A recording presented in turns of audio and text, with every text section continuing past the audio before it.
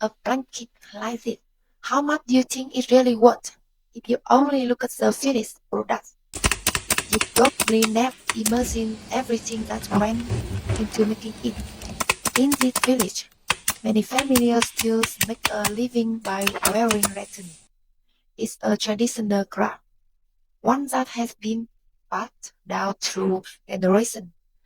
But what made me curious wasn't the blanket itself, it was what a normal working day looked like for the people who make it. Every morning, the village wake up to the same familiar sound. The village loudspeaker, rooster crowing, motorbikes starting their engineer, and in one small corner of the village, the sound of Rattan being split fill the air once again.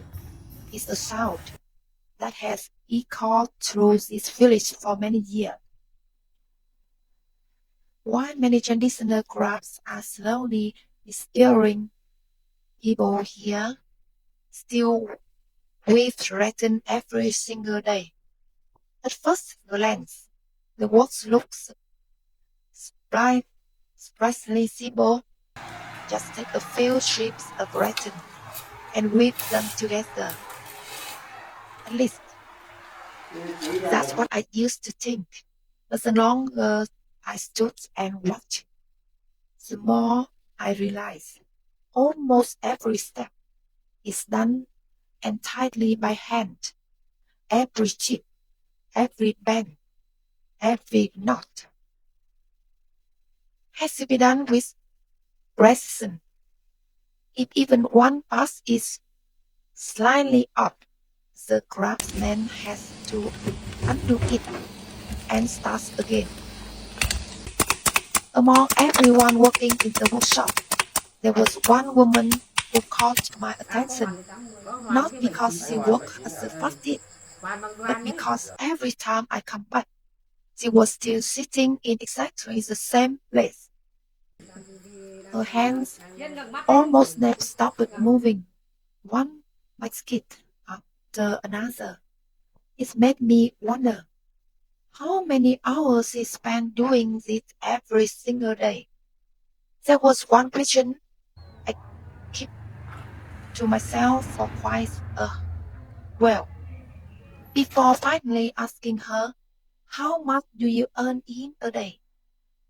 She answers very quietly, around 100,000. At first, I thought I had missed her, but I hadn't. She repeated this again. About 100,000 Vietnamese dong. Then she told me something else. Some days she worked until 10 or even 11 at night. And the next morning she does it all over again.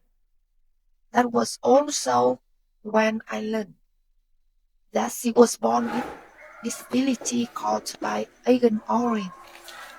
But strangely, that wasn't what stayed with me the most. What I remember most is that the very next day she came back again, sat in the exact same place, and continued the work she had left unfinished. She isn't the only one. Many familiar in this village still depends on rattan weaving for their livelihood. Some split the rattan, some build the farms, some weave, others finish the products. A cycle packet is the result of many hours of work and many hard-working hands as you walk through the village. You see simple homes everywhere. Life here isn't children, but there is one thing I always note.